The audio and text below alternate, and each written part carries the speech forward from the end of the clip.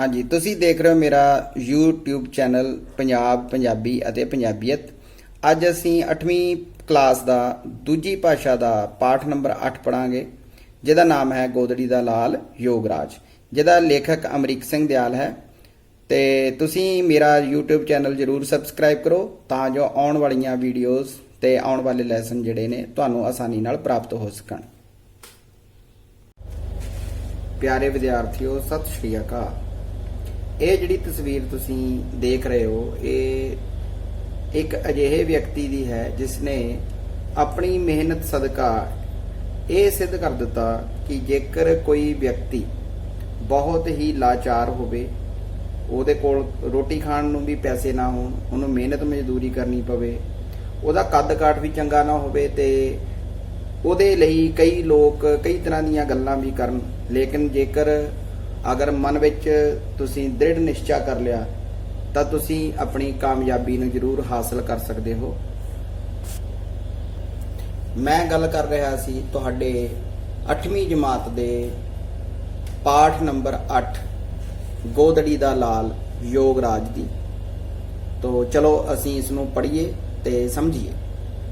ਜ਼ਿਲ੍ਹਾ ਹੁਸ਼ਿਆਰਪੁਰ ਦੀ ਤਹਿਸੀਲ ਗੜ੍ਹਸ਼ੰਕਰ ਤੋਂ ਚੜ੍ਹਦੇ ਪਾਸੇ 10 ਕਿਲੋਮੀਟਰ ਦੂਰ ਸ਼ਿਵਾਲਿਕ ਦੀਆਂ ਪਹਾੜੀਆਂ 'ਚ ਵਸੇ ਪਛੜੇ ਇਲਾਕੇ ਬੀਤ ਦਾ ਇੱਕ ਛੋਟਾ ਜਿਹਾ ਪਿੰਡ ਹੈ ਮਹਿਰਾ। 4 ਦਹਾਕੇ ਪਹਿਲਾਂ ਇਸ ਪਿੰਡ ਵਿੱਚ ਗੁਰਬਤ ਦੀ ਮਾਰ ਝੱਲ ਰਿਹਾ ਇੱਕ ਬਾਲਕ ਹਾਲੇ 5 ਸਾਲ ਦਾ ਸੀ। ਸੂਰਜ ਛਿਪਣ ਤੋਂ ਬਾਅਦ ਹਨੇਰਾ ਹੋ ਰਿਹਾ ਸੀ। ਉਹ ਘਰ ਵਿੱਚ ਮਿੱਟੀ ਦੇ ਤੇਲ ਦਾ ਦੀਵਾ ਬਾਲ ਕੇ ਦੀਵਟ ਤੇ ਟਿਕਾ ਰਿਹਾ ਸੀ। ਸਿਰ ਅਤੇ ਮੂੰਹ ਉੱਤੇ ਬੰਨਿਆ ਮਫਲਰ ਦੀਵੇ ਦੀ ਲਾਟ ਨਾਲ ਲੱਗ ਕੇ ਮੱਚ ਉੱਠਿਆ। ਮੱਚ ਉੱਠਿਆ ਦਾ ਮਤਲਬ ਹੈ ਉਸ ਨੂੰ ਅੱਗ ਲੱਗ ਗਈ, ਤੇ ਮਫਲਰ ਨੂੰ ਜਦੋਂ ਅੱਗ ਲੱਗੀ ਤੇ ਉਹਨਾਂ ਦਾ ਕਾਫੀ ਇਹਦੇ ਨਾਲ ਚਿਹਰਾ ਜਿਹੜਾ ਸੜ ਗਿਆ ਸੀ। ਉਸ ਬਾਬਤ ਇਹ ਗੱਲ ਦੱਸ ਰਹੇ ਨੇ ਕਿ 5 ਸਾਲ ਦੇ ਸੀ ਜਦ।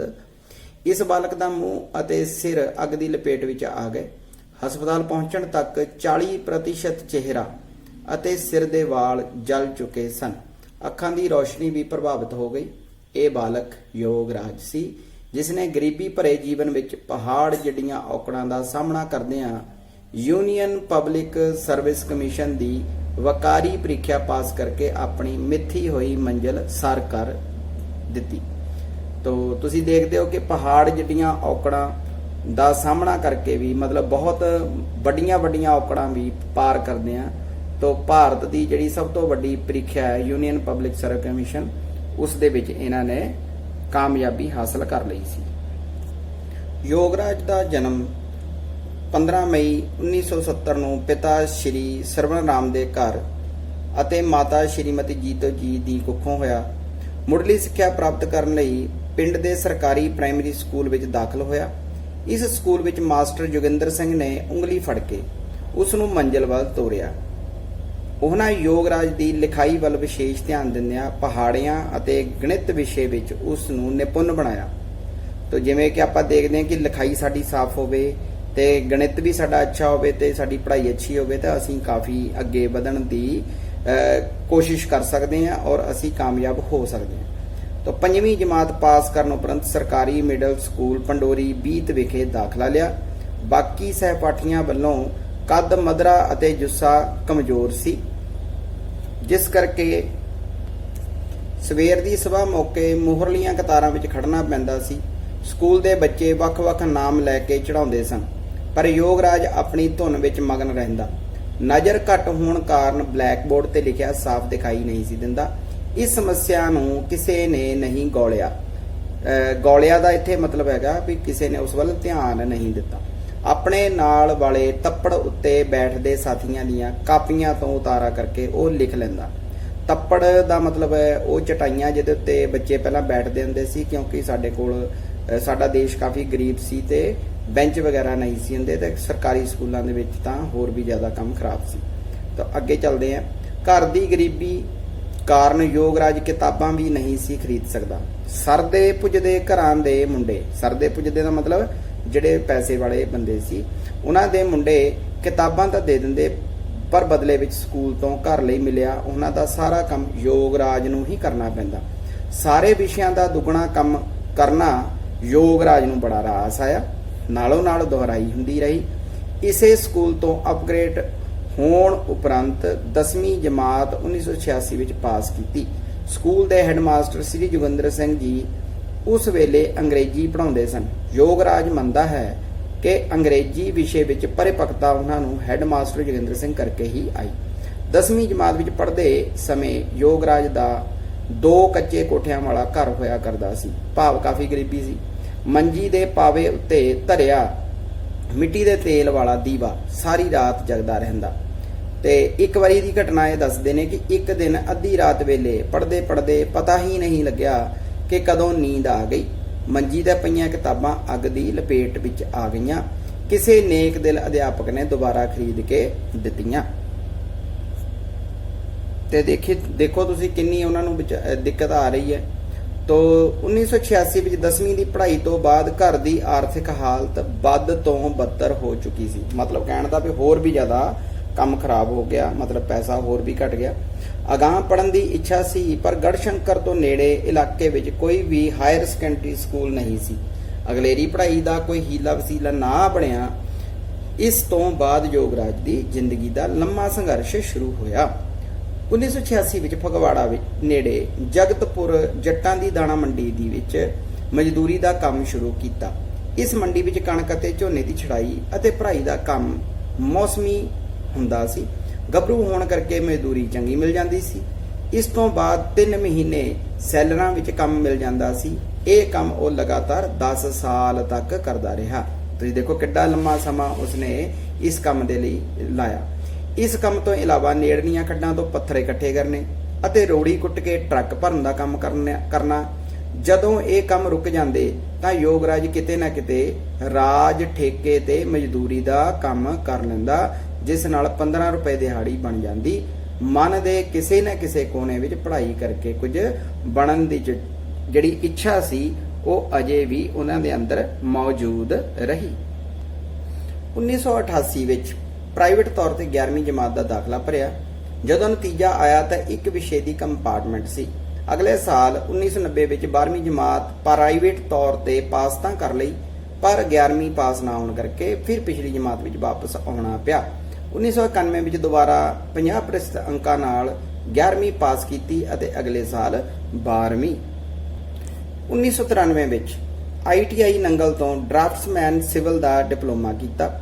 ਪਿੰਡ ਤੋਂ 25 ਕਿਲੋਮੀਟਰ ਦੂਰ ਸਾਈਕਲ ਤੇ ਪੈਂਡਾ ਕਰਦਾ ਰਿਹਾ। 1993 ਵਿੱਚ ਬੀਤ ਇਲਾਕੇ ਵਿੱਚ ਡੂੰਘੇ ਟਿਊਬਵੈੱਲ ਲੱਗਣੇ ਸ਼ੁਰੂ ਹੋ ਗਏ। ਪਾਈਪਲਾਈਨ ਵਿਛਾਉਣ ਦੀਆਂ ਲਈ ਡੂੰਘੀਆਂ ਖੱਡਾਂ ਖਾਈਆਂ ਪੁੱਟਣ ਦਾ ਕੰਮ ਵੀ ਕੀਤਾ। ਬਰਸਾਤ ਦੇ ਦਿਨਾਂ ਵਿੱਚ ਜਦੋਂ ਬਾਕੀ ਕੰਮ ਰੁਕ ਜਾਂਦੇ ਤਾਂ ਜੰਗਲ ਵਿੱਚ ਬੂਟੇ ਲਾਉਣ ਲਈ ਟੋਏ ਪੁੱਟਣ ਦਾ ਕੰਮ ਸ਼ੁਰੂ ਕਰ ਦਿੰਦਾ। ਪੇਪਰਾਂ ਦੇ ਦਿਨਾਂ ਤੋਂ ਇਲਾਵਾ ਰਾਜਾ ਸਾਂਸੀ ਹਵਾਈ ਅੱਡੇ ਨੇੜੇ ਮੀਰਾਕੋਟ ਵਿਖੇ ਸੈਲਰ ਵਿੱਚ ਕਈ ਵਰੇ ਮਜ਼ਦੂਰੀ ਕਰਨ ਜਾਂਦਾ ਰਿਹਾ। ਰਾਜ ਮਿਸਤਰੀਆਂ ਨਾਲ ਮਜ਼ਦੂਰੀ ਕਰਨ ਦੀ ਗੱਲ ਯੋਗਰਾਜ ਬੜੇ ਮਾਣ ਨਾਲ ਦੱਸਦਾ ਹੈ। 1993 ਦੇ ਅਖੀਰ ਵਿੱਚ BA ਦੂਜੇ ਸਾਲ ਦੀ ਪ੍ਰੀਖਿਆ ਲਈ ਦਾਖਲਾ ਭਰਿਆ ਹੋਇਆ ਸੀ। ਦਿੱਲੀ ਦੀ ਟਰਾਂਸਪੋਰਟ ਕੰਪਨੀ ਵਿੱਚ ਪੱਲੇਦਾਰੀ ਕਰਨ ਲਈ ਗਿਆ। ਪ੍ਰੀਖਿਆ ਦੀ ਤਿਆਰੀ ਕਰਨ ਲਈ ਨਾਲ ਕਿਤਾਬਾਂ ਵੀ ਝੋਲੇ ਵਿੱਚ ਪਾ ਲਈਆਂ। ਰਾਤ ਕੰਮ ਖਤਮ ਕਰਕੇ ਜਦੋਂ ਯੋਗਰਾਜ ਪੜ੍ਹਨ ਬੈਠਦਾ ਤਾਂ ਨਾਲ ਵਾਲੇ ਸਾਥੀ ਖਿੱਚ ਕੇ ਆਖਦੇ, ਲਾਈਟ ਬੁਝਾ ਦੇ ਯਾਰ, ਤੂੰ ਕਿਹੜਾ ਪੜ੍ਹ ਕੇ DC ਲੱਗਣਾ ਹੈ। ਤੋ ਇਹੋ ਜਿਹੀਆਂ ਗੱਲਾਂ ਉਹਨਾਂ ਨੂੰ ਸੁਣਨ ਨੂੰ ਮਿਲਦੀਆਂ ਤੇ ਪਰ ਉਹਨਾਂ ਨੇ ਕਦੀ ਵੀ ਆਪਣਾ ਹੌਸਲਾ ਦੇਖੋ ਢਾਇਆ ਨਹੀਂ, ਪਰ ਅੱਗੇ ਵੱਧਦੇ ਹੀ ਰਹੇ। ਹਿਮਾਚਲ ਪ੍ਰਦੇਸ਼ ਦੇ ਕਸਬਾ ਸੰਤੋਖਗੜ੍ਹ ਨੇੜੇ ਸੂਆ ਨਦੀ ਦੇ ਚੈਨਲਾਈਜੇਸ਼ਨ ਦਾ ਮਤਲਬ ਹੁੰਦਾ ਰਾਹ ਬਣਾਉਣਾ ਵੇਲੇ ਮਜ਼ਦੂਰੀ ਕਰਦਿਆਂ ਬੰਨ ਲਾਉਣ ਲਈ ਜਦੋਂ ਦਰਿਆ ਵਿੱਚ ਪੱਥਰ ਚੁੱਕਦੇ ਤਾਂ ਸੱਪਾਂ ਦੀਆਂ ਸਰੀਆਂ ਹੱਥਾਂ ਵਿੱਚ ਆ ਜਾਂਦੀਆਂ ਤੇ ਰਾਤ ਸਮੇਂ ਨੇੜਲੀ ਸਰਾਂ ਵਿੱਚ ਵਿਛੀਆਂ ਦਰੀਆਂ ਤੇ ਉਹ ਰਾਤ ਕੱਟਦੇ। ਇਹ ਗੱਲਾਂ 1995 ਦੀਆਂ ਹਨ। ਬਰਸਾਤ ਸ਼ੁਰੂ ਹੋਣ ਤੋਂ ਪਹਿਲਾਂ ਜੂਨ ਮਹੀਨੇ ਵਿੱਚ ਯੋਗਰਾਜ ਦੁਆਰਾ ਰੂੜੀਆਂ ਦੇ ਢੇਰਾਂ ਤੇ ਖੇਤਾਂ ਵਿੱਚ ਸੁੱਟਣ ਦਾ ਜਿਹੜਾ ਠੇਕਾ ਹੈ ਉਹਨਾਂ ਦਾ ਸਿਲਸਿਲਾ ਵੀ ਸਾਲਾਂ ਬੱਧੀ ਚੱਲਦਾ ਰਿਹਾ। ਮਤਲਬ ਉਹ ਰੂੜੀਆਂ ਤੋਂ ਇਕੱਠਾ ਕਰਕੇ ਤੇ ਜਿਹੜਾ ਉਹ ਹੁੰਦਾ ਸੀ, ਜਿਹੜਾ ਰੂੜੀਆਂ ਤੋਂ ਆਪਾਂ ਢੇਰ ਚੁੱਕਦੇ ਆ ਤੇ ਫਿਰ ਉਹਨੂੰ ਖੇਤਾਂ ਦੇ ਵਿੱਚ ਜਿਹੜਾ ਛਿੜਕਦੇ ਆ, ਔਰ ਉਹ ਵੀ ਕੰਮ ਦੇਖੋ ਉਹਨਾਂ ਨੇ ਕੀਤਾ। ਯਾਨੀ ਕਿ ਕਿੰਨੀ ਗਰੀਬੀ ਦੀ ਹਾਲਤ ਵਿੱਚ ਉਹ ਰਹੇ ਹੋਣਗੇ, ਪਰ ਉਹਨਾਂ ਨੇ ਆਪਣਾ ਟੀਚਾ ਜਿਹੜਾ ਉਹ ਨਹੀਂ ਛੱਡਿਆ। 1996 ਵਿੱਚ ਪ੍ਰਾਈਵੇਟ ਤੌਰ ਤੇ BA ਮੁਕੰਮਲ ਕਰ ਲਈ। ਆਰਥਿਕਤਾ ਦੀ ਨੰਗੀ ਤਲਵਾਰ ਸਿਰ ਤੇ ਲਟਕ ਰਹੀ ਸੀ। ਆਰਥਿਕਤਾ ਦਾ ਸਟੂਡੈਂਟਸ ਮਤਲਬ ਹੁੰਦਾ ਹੈ ਵੀ ਪੈਸੇ ਧੇਲੇ ਦੇ ਨਾਲ ਸੰਬੰਧਿਤ, ਯਾਨੀ ਕਿ ਉਹਨਾਂ ਦੀ ਜਿਹੜੀ ਆਰਥਿਕਤਾ ਸੀ, ਯਾਨੀ ਕਿ ਪੈਸੇ ਵੱਲੋਂ ਉਹਨਾਂ ਨੂੰ ਕਾਫੀ ਦਿੱਕਤ ਜਿਹੜੀ ਹੈ ਉਹਦਾ ਸਾਹਮਣਾ ਕਰਨਾ ਪੈ ਰਿਹਾ ਸੀ। ਨੰਗੀ ਤਲਵਾਰ, ਦੇਖੋ ਨੰਗੀ ਤਲਵਾਰ ਸਿਰ ਤੇ ਲਟਕ ਰਹੀ ਦਾ ਮਤਲਬ ਵੀ ਅਜੇ ਵੀ ਉਹਨਾਂ ਕੋਲ ਕੋਈ ਪੈਸੇ ਵਾਲਾ ਹੀਲਾ ਵਸੀਲਾ ਨਹੀਂ ਸੀ, ਮਤਲਬ ਨੌਕਰੀ ਨਹੀਂ ਸੀ। ਜ਼ਮੀਨ ਗਹਿਣੇ ਤੇ ਰੱਖ ਕੇ 1999 ਵਿੱਚ state college of education Patiala ਤੋਂ ਬੀਐਡ ਦੀ ਪੜ੍ਹਾਈ ਕੀਤੀ। ਬੀਐਡ ਕਰਕੇ ਜਦੋਂ ਨਿੱਜੀ ਸਕੂਲ ਵਿੱਚ ਪੜ੍ਹਾਉਣਾ ਸ਼ੁਰੂ ਕੀਤਾ ਤਾਂ 800 ਰੁਪਏ ਪ੍ਰਤੀ ਮਹੀਨਾ ਜਿਹੜੀ ਤਨਖਾਹ ਉਹਨਾਂ ਨੂੰ ਮਿਲ ਜਾਂਦੀ ਸੀ। ਪਰ ਦੂਜੇ ਪਾਸੇ ਦੇਖੋ ਕਿ ਮਜ਼ਦੂਰੀ ਕਰਕੇ ਉਹ ਉਦੋਂ 2500 ਤੋਂ 3000 ਰੁਪਏ ਕਮਾ ਲੈਂਦੇ ਸਨ। ਜੁਲਾਈ ਸਨ 2000 ਵਿੱਚ ਉਹ ਸ਼ਨੀਚਰਵਾਰ ਤੇ ਐਤਵਾਰ ਦੀ ਦਿਹਾੜੀ ਲਾਉਣ ਕਾਰਨ 2 ਦਿਨ ਅਖਬਾਰ ਨਾ ਪੜ੍ਹ ਸਕਿਆ। ਅਜਿਹਾ ਹੋਣ ਕਾਰਨ ਲੈਕਚਰਰ ਦੀਆਂ ਅਸਾਮੀਆਂ ਲਈ ਅਰਜੀ ਫਾਰਮ ਭਰਨ ਦਾ ਉਹਨਾਂ ਦੇ ਕੋਲੋਂ ਟਾਈਮ ਨਹੀਂ ਸੀ ਤੇ ਜਿਸ ਕਰਕੇ ਉਸ ਤੋਂ ਘੱਟ ਅੰਕਾਂ ਵਾਲੇ ਉਮੀਦਵਾਰ ਲੈਕਚਰਰ ਨਿਯੁਕਤ ਹੋ ਗਏ। ਮਤਲਬ ਦੇਖੋ ਤੁਸੀਂ ਕਿੰਨੀ ਉਹਨਾਂ ਦੀ ਵਿਡੰਬਨਾ ਹੈ ਕਿ ਉਹਨਾਂ ਨੂੰ ਨੌਕਰੀ ਦੇ ਵਾਸਤੇ ਸਮਾਂ ਨਹੀਂ ਮਿਲ ਸਕਿਆ ਤੇ ਫਾਰਮ ਨਾ ਭਰਨ ਕਰਕੇ ਉਹਨਾਂ ਦੀ ਨੌਕਰੀ ਵੀ ਨਹੀਂ ਲੱਗ ਪਾਈ ਸੀ। ਇਹ ਇੱਕ ਗੱਲ 1999 ਦੀ ਹੈ। 4 ਜਨਵਰੀ 2001 ਨੂੰ ਉਹ ਸਰਕਾਰੀ ਮਿਡਲ ਸਕੂਲ ਕੁਨੈਲ ਜ਼ਿਲ੍ਹਾ ਹੁਸ਼ਿਆਰਪੁਰ ਵਿਖੇ ਭਾਵੇਂ ਪੱਕੇ ਤੌਰ ਤੇ ਸਮਾਜਿਕ ਸਿੱਖਿਆ ਅਧਿਆਪਕ ਨਿਯੁਕਤ ਹੋ ਗਏ, ਪਰ ਉਸ ਦੀ ਮੰਜ਼ਿਲ ਹਾਲੇ ਦੂਰ ਸੀ। ਤਨਦੇਹੀ ਨਾਲ ਨੌਕਰੀ ਕਰਦਿਆਂ ਪੜ੍ਹਾਈ ਜਾਰੀ ਰੱਖੀ। 2005 ਵਿੱਚ ਪਹਿਲੀ ਵਾਰ ਸੰਘ ਲੋਕ ਸੇਵਾ ਆਯੋਗ ਦੀ ਪ੍ਰੀਖਿਆ ਦਿੱਤੀ, ਪਰ ਮੁੱਢਲੀ ਪ੍ਰੀਖਿਆ ਵੀ ਪਾਸ ਨਾ ਕਰ ਸਕਿਆ। 2008 ਵਿੱਚ ਫਿਰ ਅਜਿਹਾ ਹੀ ਹੋਇਆ। 2010 ਵਿੱਚ ਕੁਰੂਕਸ਼ੇਤਰ ਯੂਨੀਵਰਸਿਟੀ ਤੋਂ ਭੂਗੋਲ ਦੀ ਮਾਸਟਰ ਡਿਗਰੀ ਕੀਤੀ ਅਤੇ ਇਸੇ ਸਾਲ ਹੀ ਨੈਟ ਦੀ ਪ੍ਰੀਖਿਆ ਵੀ ਪਾਸ ਕਰ ਲਈ। 2009 ਵਿੱਚ ਪੰਜਾਬ ਸਿਵਲ ਸਰਵਿਸਿਜ਼ ਦੇ ਇਮਤਿਹਾਨ ਵਿੱਚ ਬੈਠਿਆ, ਜਿਸ ਦਾ ਨਤੀਜਾ 2012 ਵਿੱਚ ਘੋਸ਼ਿਤ ਹੋਇਆ। ਇਸ ਵਿੱਚ ਯੋਗਰਾਜ ਮਾਮੂਲੀ ਅੰਕਾਂ ਦੇ ਫਰਕ ਨਾਲ ਰਹਿ ਗਿਆ। ਸਿਰੜੀ ਸੁਭਾਅ ਦਾ ਮਾਲਕ ਇਹ ਕਰਮਯੋਗੀ 2013 ਦੀ ਪੰਜਾਬ ਸਿਵਲ ਸਰਵਿਸ ਪ੍ਰੀਖਿਆ ਦੇ ਆਖਰੀ ਪੜਾਅ ਵਿੱਚ 0.22 ਦੇ ਫਰਕ ਨਾਲ ਪਿੱਛੇ ਰਹਿ ਗਿਆ, ਪਰ ਹਿੰਮਤ ਨਾ ਹਾਰੀ। ਤੇ ਇਸ ਤਰ੍ਹਾਂ ਦੇਖੋ ਹੁਣ ਜਨਵਰੀ 2014 ਵਿੱਚ ਤਰੱਕੀ ਉਪਰੰਤ ਸਰਕਾਰੀ ਹਾਈ ਸਕੂਲ ਬੀਰਮਪੁਰ ਵਿਖੇ ਮੁੱਖ ਅਧਿਆਪਕ ਨਿਯੁਕਤ ਹੋਏ। ਪੂਰੀ ਤਿਆਰੀ ਨਾਲ 2014 ਵਿੱਚ ਸੰਘ ਲੋਕ ਸੇਵਾ ਆਯੋਗ ਦੀ ਪ੍ਰੀਖਿਆ ਵਿੱਚ ਦੇਸ਼ ਭਰ ਵਿੱਚੋਂ 1213ਵਾਂ ਰੈਂਕ ਹਾਸਲ ਕਰਕੇ ਇਹ ਸਾਬਤ ਕਰ ਦਿੱਤਾ ਕਿ ਮਿਹਨਤ ਅਤੇ ਦ੍ਰਿੜ ਇਰਾਦੇ ਨਾਲ ਹਰ ਕਾਮਯਾਬੀ ਹਾਸਲ ਕੀਤੀ ਜਾ ਸਕਦੀ ਹੈ। ਇਸ ਕਾਮਯਾਬੀ ਦੀ ਵਿਸ਼ੇਸ਼ਤਾ ਇਹ ਰਹੀ ਕਿ ਯੋਗਰਾਜ ਨੇ ਇਹ ਪ੍ਰੀਖਿਆ ਮਾਂ ਬੋਲੀ ਪੰਜਾਬੀ ਦੇ ਮਾਧਿਅਮ ਰਾਹੀਂ ਪਾਸ ਕੀਤੀ। ਮਾਂ ਬੋਲੀ ਉਹ ਸਟੇਟ ਦੀ ਜਿਹੜੀ ਜਿੱਥੇ ਤੁਸੀਂ ਰਹਿੰਦੇ ਹੋ, ਜਿੱਥੇ ਜਿਹੜੀ ਤੁਸੀਂ ਆਪਣੀ ਮਾਂ ਦੇ ਦੁਆਰਾ ਸੁਣ ਕੇ ਸਮਝ ਕੇ ਤੇ ਉਸ ਦੇ ਰਾਹੀਂ ਤੁਸੀਂ ਆਪਣੇ ਮਨੋਭਾਵ ਵਿਅਕਤ ਕਰਦੇ ਹੋ, ਉਸ ਨੂੰ ਅਸੀਂ ਮਾਂ ਬੋਲੀ ਆਖਦੇ ਹਾਂ। ਤੋਂ ਜਿਹੜੀ ਇਹਨਾਂ ਨੇ ਪਾਸ ਕੀਤੀ ਸੀ ਪ੍ਰੀਖਿਆ, ਜੋ ਭਾਰਤ ਦੀ ਸਭ ਤੋਂ ਵੱਡੀ ਪ੍ਰੀਖਿਆ ਹੈ, ਤੇ ਉਸ ਦੇ ਵਿੱਚ ਇਹਨਾਂ ਨੇ ਮਾਂ ਬੋਲੀ ਦੇ ਮਾਧਿਅਮ ਨੂੰ ਹੀ ਚੁਣਿਆ ਸੀ। ਇਹ ਕਾਮਯਾਬੀ ਵੇਲੇ ਯੋਗਰਾਜ ਦੀ ਅੱਖਾਂ ਦੀ ਰੌਸ਼ਨੀ ਕੇਵਲ 25% ਸੀ। ਯੋਗਰਾਜ ਅਨੁਸਾਰ ਗਰੀਬੀ ਅਤੇ ਸਰੀਰਕ ਅਪੰਗਤਾ ਕਾਮਯਾਬੀ ਵਿੱਚ ਕਦੇ ਰੁਕਾਵਟ ਨਹੀਂ ਬਣਦੀਆਂ। ਦ੍ਰਿੜ ਇਰਾਦੇ ਅਤੇ ਸਖਤ ਮਿਹਨਤ ਨਾਲ ਹਾਲਾਤ ਨੂੰ ਅਨੁਕੂਲ ਬਣਾਇਆ ਜਾ ਸਕਦਾ ਹੈ। ਯੋਗਰਾਜ ਕਿਤਾਬਾਂ ਵਾਲੇ ਸ਼੍ਰੀ ਪ੍ਰਹਿਲਾਦ ਭਗਤ ਖੰਨਾ ਨੂੰ ਦਿਲੋਂ ਸਤਿਕਾਰਦਾ ਹੈ, ਜਿਨ੍ਹਾਂ ਨੇ ਔਖੇ ਵੇਲਿਆਂ ਵਿੱਚ ਉਧਾਰ ਕਿਤਾਬਾਂ ਦੇਣ ਤੋਂ ਕਦੇ ਵੀ ਮੱਥੇ ਵੱਟ ਨਹੀਂ ਪਾਇਆ। ਮਾਸਟਰ ਤਿਲਕ ਰਾਜ ਧੀਮਾਨ ਵੱਲੋਂ ਦਿੱਤੀ ਹਲਾਸ਼ੇਰੀ ਉਸ ਲਈ ਅੱਗੇ ਵਧਣ ਦਾ ਸਬਬ ਬਣੀ। ਯੋਗਰਾਜ ਦੀ ਮਾਣਮੱਤੀ ਪ੍ਰਾਪਤੀ ਹਾਲਾਤ ਦੀ ਮਾਰ ਝੱਲ ਰਹੇ ਵੱਡੀ ਗਿਣਤੀ ਲੋਕਾਂ ਲਈ ਪ੍ਰੇਰਣਾ ਸਰੋਤ ਬਣੀ ਰਹੇਗੀ। ਆਪਾਂ ਦੇਖਦੇ ਹਾਂ ਕਿ ਕਿਵੇਂ ਉਹਨਾਂ ਨੇ ਮਿਹਨਤ ਕੀਤੀ ਤੇ ਸਾਡੇ ਲਈ ਵੀ ਜਿਹੜੇ ਲੋਕ ਬਹੁਤ ਹੀ ਹਾਲਾਤ ਦੇ ਮਾਰੇ ਹੋਏ ਨੇ, ਉਹਨਾਂ ਲਈ ਉਹਨਾਂ ਦੀ ਜਿਹੜੀ ਜ਼ਿੰਦਗੀ ਹੈ ਉਹ ਸਾਡੇ ਲਈ ਪ੍ਰੇਰਣਾ ਸਰੋਤ ਬਣ ਸਕਦੀ ਹੈ। ਤੋਂ ਅੱਗੇ ਚੱਲਦੇ ਹਾਂ, ਆਪਾਂ ਇਹਦੇ ਪ੍ਰਸ਼ਨ ਉੱਤਰ ਕਰਾਂਗੇ ਹੁਣ। ਹਾਂਜੀ ਵਿਦਿਆਰਥੀਓ, ਤੁਸੀਂ ਸਕਰੀਨ ਤੇ ਦੇਖ ਸਕਦੇ ਹੋ ਕਿ ਜਿਹੜੇ ਇਹਦੇ ਪ੍ਰਸ਼ਨ ਉੱਤਰ ਨੇ ਉਹਨਾਂ ਦੀ ਮੈਂ ਤੁਹਾਡੇ ਲਈ ਆਨਸਰ ਕੀ ਤਿਆਰ ਕੀਤੀ ਹੋਈ ਹੈ। ਤੋ ਸਭ ਤੋਂ ਪਹਿਲਾਂ ਅਸੀਂ ਦੇਖ ਰਹੇ ਹਾਂ ਕਿ ਤੁਹਾਡੇ ਕੋਲ ਕਿਤਾਬਾਂ ਹੋਣਗੀਆਂ, ਉਹਦੇ ਵਿੱਚ ਅਭਿਆਸ ਦੇ ਲਈ ਜਿਹੜਾ ਹੈ ਉਹ ਵਿਕਲਪ ਦਿੱਤਾ ਹੁੰਦਾ ਉਹਦੇ ਸਾਹਮਣੇ। ਤੋ ਚਾਹੇ ਤੁਸੀਂ ਇਹ ਬੁੱਕ ਤੁਸੀਂ ਆਪਣੀ ਡਾਊਨਲੋਡ ਕਰ ਸਕਦੇ ਹੋ ਪੰਜਾਬ ਬੋਰਡ ਦੀ ਸਾਈਟ ਤੋਂ, ਤੇ ਉਹਦੇ ਵਿੱਚ ਤੁਸੀਂ ਜਿਹੜੇ ਇਹਦੇ ਅਭਿਆਸ ਵਾਲੇ ਪ੍ਰਸ਼ਨ ਹੈ ਉਹ ਚੈੱਕ ਕਰ ਸਕਦੇ ਹੋ। ਤੇ ਉਹਦੇ ਵਿੱਚ ਉਹਦੇ ਵਾਸਤੇ ਤੁਹਾਡੇ ਲਈ ਜਿਹੜੀ ਮੈਂ ਆਨਸਰ ਕੀ ਤਿਆਰ ਕੀਤੀ ਹੈ, ਤੁਸੀਂ ਇੱਥੋਂ ਉਸਦੇ ਆਨਸਰ ਜਿਹੜੇ ਆ ਉਹ ਲਿਖ ਸਕਦੇ ਹੋ। ਤਾਂ ਇਹ ਤੁਸੀਂ ਸਿੱਧਾ ਵੀ ਆਪਣਾ ਅਭਿਆਸ ਜਿਹੜਾ ਹੈਗਾ ਇਹ ਤੁਸੀਂ ਆਪਣੀ ਕਾਪੀਆਂ ਤੇ ਵੀ ਲਿਖ ਸਕਦੇ ਹੋ। ਤਾਂ ਸਭ ਤੋਂ ਪਹਿਲਾਂ ਜਿਹੜਾ ਕੁਐਸਚਨ ਹੈ ਉਹ ਹੈ ਬਹੁ ਵਿਕਲਪੀ ਪ੍ਰਸ਼ਨ। ਬਹੁ ਵਿਕਲਪੀ ਪ੍ਰਸ਼ਨ ਅਸੀਂ ਮਲਟੀਪਲ ਚੁਆਇਸ ਨੂੰ ਕਹਿੰਦੇ, ਜਿਹਦੇ ਵਿੱਚ 2 3 4 ਕਈ ਵਾਰ ਉਹਦੇ ਚ ਆਪਸ਼ਨ ਦਿੱਤੇ ਹੋਏ ਹੁੰਦੇ ਤੇ ਤੁਸੀਂ ਉਹਨਾਂ ਵਿੱਚੋਂ ਇੱਕ ਚੁਣਨਾ ਹੁੰਦਾ। ਤਾਂ ਸਭ ਤੋਂ ਪਹਿਲਾ ਜਿਹੜਾ ਕੁਐਸਚਨ ਹੈਗਾ ਉਹ ਹੈਗਾ ਊੜਾ, ਜਿਹਦੇ ਵਿੱਚ ਹੈ ਕਿ ਜ਼ਿਲ੍ਹਾ ਹੁਸ਼ਿਆਰਪੁਰ ਦੀ ਤਹਿਸੀਲ ਕਿਹੜੀ ਹੈ। ਤਾਂ ਇਹਦੇ ਵਿੱਚ 3 ਤੁਹਾਡੇ ਕੋਲ ਆਪਸ਼ਨ ਨੇ, ਨਵਾਂ ਸ਼ਹਿਰ, ਗੜਸ਼ੰਕਰ ਤੇ ਬੰਗਾ। ਤੇ ਆਪਾਂ ਇਹਦੇ ਵਿੱਚ ਪਾਠ ਦੇ ਵਿੱਚ ਪੜਿਆ ਗੜਸ਼ੰਕਰ ਇਸ ਦਾ ਆਨਸਰ। ਐੜਾ ਜਿਹੜਾ ਪ੍ਰਸ਼ਨ ਹੈ ਉਹਦੇ ਵਿੱਚ ਹੈ ਯੋਗਰਾਜ ਦੀ ਮਾਤਾ ਦਾ ਕੀ ਨਾਂ ਸੀ। ਤੇ 3 ਆਪਸ਼ਨ ਤੁਹਾਡੇ ਕੋਲ ਹੈ, ਪ੍ਰੀਤੋ, ਜੀਤੋ ਜਾਂ ਗੁਰਮੀਤੋ। ਤੇ ਇਹਦੇ ਵਿੱਚ ਜੀਤੋ ਇਹਦਾ ਆਨਸਰ ਸਹੀ ਹੈ। ਫਿਰ ਉਸ ਤੋਂ ਬਾਅਦ ਯੋਗਰਾਜ ਦਾ ਕੱਦ ਕਿਹੋ ਜਿਹਾ ਸੀ, ਜਿਵੇਂ ਕਿ ਆਪਾਂ ਪਾਠ ਵਿੱਚ ਪੜਿਆ ਕਿ ਉਹਨਾਂ ਦਾ ਕੱਦ ਮਧਰਾ ਸੀ। ਤਾਂ ਇਹਦੇ ਵਿੱਚ ਇਹਨਾਂ ਨੇ ਲੰਮਾ ਵੀ ਦਿੱਤਾ, ਦਰਮਿਆਨਾ ਵੀ ਦਿੱਤਾ, ਤਾਂ ਤੁਸੀਂ ਇਹਦਾ ਆਨਸਰ ਜਿਹੜਾ ਹੈ ਮਧਰਾ ਲਿਖੋਗੇ। ਅਗਲਾ ਪ੍ਰਸ਼ਨ ਤੁਹਾਡੇ ਸਾਹਮਣੇ ਹੈ ਸੱਸਾ, ਜਿਹਦੇ ਵਿੱਚ ਪ੍ਰਸ਼ਨ ਪੁੱਛਿਆ ਗਿਆ ਯੋਗਰਾਜ ਕਿਸ ਵਿਸ਼ੇ ਦੇ ਅਧਿਆਪਕ ਸਨ। ਤੇ ਇਹਦੇ ਵਿੱਚ 3 ਆਪਸ਼ਨ ਹੈ, ਸਮਾਜਿਕ ਸਿੱਖਿਆ, ਅੰਗਰੇਜ਼ੀ ਜਾਂ ਗਣਿਤ। ਤਾਂ ਤੁਹਾਡੇ ਕੋਲ ਜਿਹੜਾ ਵਿਕਲਪ ਹੈਗਾ ਉਹ ਸਮਾਜਿਕ ਸਿੱਖਿਆ ਬਿਲਕੁਲ ਸਹੀ ਹੈ। ਉਸ ਤੋਂ ਬਾਅਦ ਹਾਹਾ ਜਿਹੜਾ ਹੈ ਉਹਦੇ ਵਿੱਚ ਹੈ ਯੋਗਰਾਜ ਨੇ ਸੰਘ ਲੋਕ ਸੇਵਾ ਆਯੋਗ ਦੀ ਪ੍ਰੀਖਿਆ ਕਿਸ ਮਾਧਿਅਮ ਵਿੱਚ ਪਾਸ ਕੀਤੀ ਸੀ। ਤਾਂ ਆਪਾਂ ਨੇ ਇਹਦੇ ਵਿੱਚ ਦੱਸਿਆ ਵੀ ਸੀਗਾ ਵੀ ਮਾਂ ਬੋਲੀ ਪੰਜਾਬੀ ਜਿਹੜੀ ਹੈ ਉਹਦੇ ਵਿੱਚ ਉਹਨਾਂ ਨੇ ਪਾਸ ਕੀਤੀ, ਉਹ ਪੰਜਾਬ ਦੇ ਰਹਿਣ ਵਾਲੇ ਸੀ। ਤਾਂ ਇਹਦੇ ਵਿੱਚ ਜਿਹੜੇ 3 ਆਪਸ਼ਨ ਨੇ ਉਹ ਮਾਂ ਬੋਲੀ ਪੰਜਾਬੀ, ਹਿੰਦੀ ਤੇ ਅੰਗਰੇਜ਼ੀ ਵੀ ਦਿੱਤੇ ਹੋਏ ਹਨ। ਉਸ ਤੋਂ ਬਾਅਦ ਆ ਜਾਂਦੇ ਨੇ ਦੂਜਾ ਕੁਐਸਚਨ ਜਿਹੜਾ ਹੈ ਉਹਦੇ ਵਿੱਚ ਹੈ ਛੋਟੇ ਉੱਤਰਾਂ ਵਾਲੇ ਪ੍ਰਸ਼ਨ। ਇਹਨਾਂ ਦੇ ਜਿਹੜੇ ਆਨਸਰ ਹੈਗੇ ਆ ਜਾਂ ਤਾਂ 1 ਲਾਈਨ ਤੇ ਜਾਂ ਫਿਰ 2 ਲਾਈਨਾਂ ਤੋਂ ਜ਼ਿਆਦਾ ਨਹੀਂ ਦੇਣੇ ਚਾਹੀਦੇ। ਤਾਂ ਇਹਦੇ ਵਿੱਚ ਤੁਸੀਂ ਇੱਕ ਸ਼ਬਦ ਦੇ ਵਿੱਚ ਵੀ ਕਈ ਵਾਰ ਆਨਸਰ ਜਿਹੜਾ ਤੁਹਾਡਾ ਪੂਰਾ ਹੋ ਸਕਦਾ। ਤਾਂ ਪਹਿਲਾ ਪ੍ਰਸ਼ਨ ਹੈ ਬੀਤ ਦਾ ਇਲਾਕਾ ਕਿੱਥੇ ਸਥਿਤ ਹੈ। ਤਾਂ ਉੱਤਰ ਹੈਗਾ ਬੀਤ ਦਾ ਇਲਾਕਾ ਗੜਸ਼ੰਕਰ ਤੋਂ 10 ਕਿਲੋਮੀਟਰ ਦੂਰ ਸ਼ਿਵਾਲਿਕ ਦੀਆਂ ਪਹਾੜੀਆਂ ਵਿੱਚ ਸਥਿਤ ਹੈ। ਪ੍ਰਸ਼ਨ ਨੰਬਰ 2 ਯੋਗਰਾਜ ਦਾ ਪਿੰਡ ਕਿਹੜਾ ਹੈ।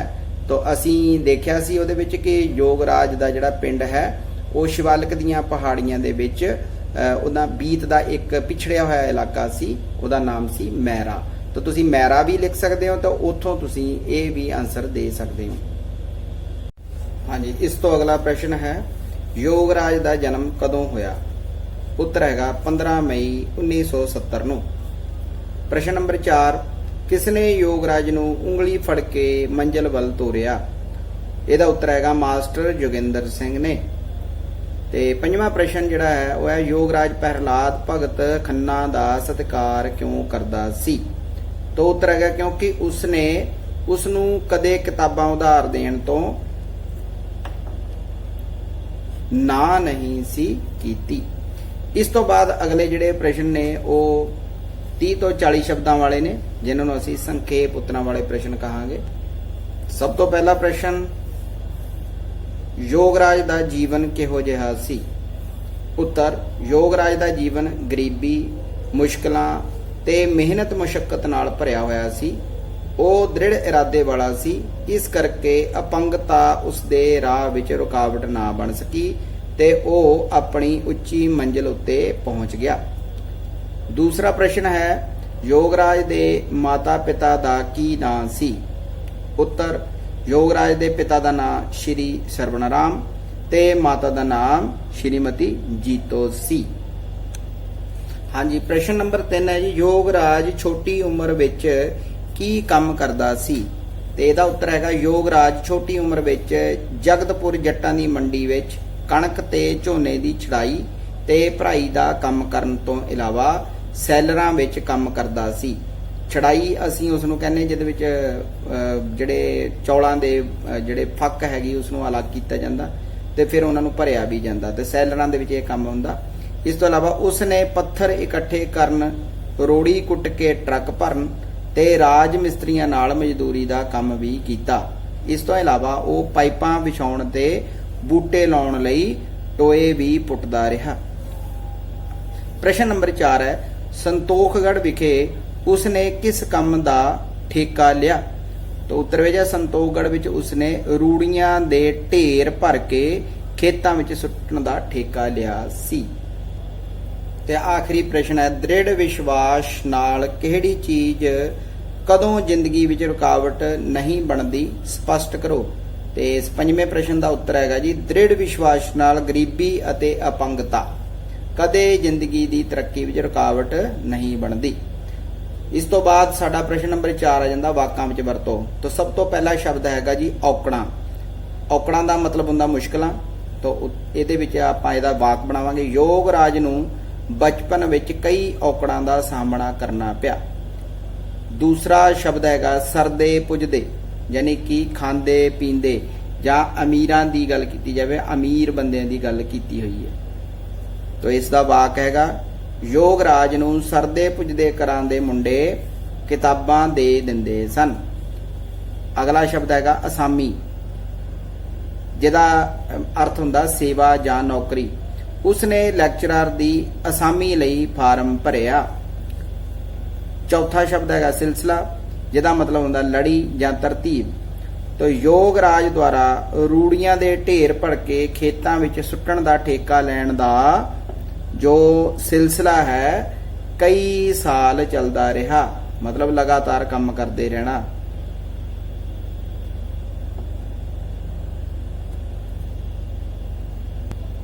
ਪੰਜਵਾਂ ਸ਼ਬਦ ਹੈ ਕਾਮਯਾਬੀ, ਜਿਹਦਾ ਮਤਲਬ ਹੁੰਦਾ ਸਫਲਤਾ।